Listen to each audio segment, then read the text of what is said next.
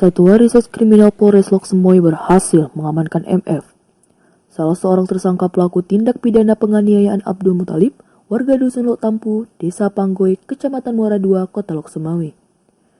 Sementara itu, pelaku lainnya berinisial FM, melarikan diri dan masuk dalam daftar pencarian orang atau DPO.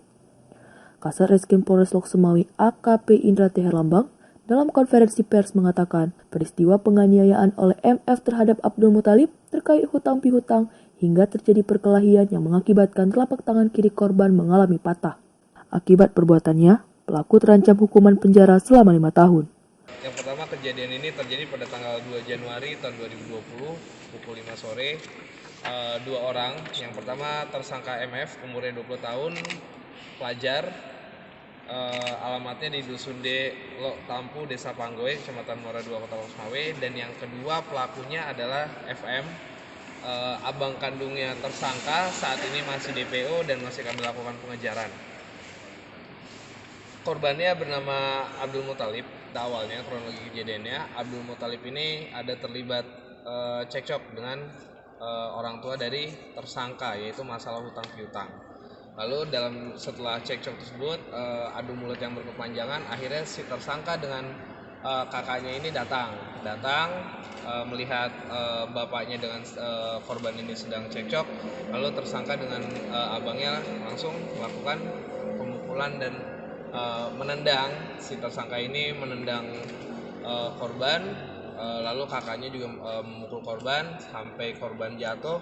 Setelah korban jatuh, korban masih dilakukan pemukulan dan masih ditendangi sampai dengan korban patah tulang. Ini tadi ronsen tangannya, yang ditendang langsung oleh tersangka, dinyatakan patah oleh rumah sakit. Lalu korban kami bawa ke rumah sakit, lalu kami lakukan penangkapan terhadap tersangka. Dan lalu untuk barang bukti yang kami amankan, yang pertama adalah satu helai baju kemeja warna biru, lalu satu lembar hasil ronsen atas nama korban, yaitu atas nama Abdul Muthalib.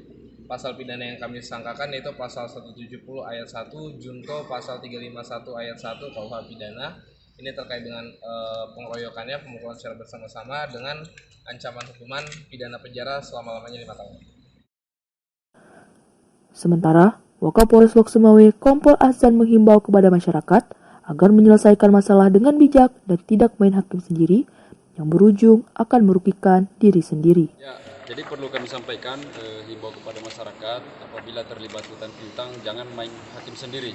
Ya, ini tidak dibenarkan. Ada aturan negara, ada undang-undang yang mengatur, silakan melaporkan. Jadi kalau memang tidak selesai, silakan laporkan, baik itu penipuan, penggelapan dan sebagainya.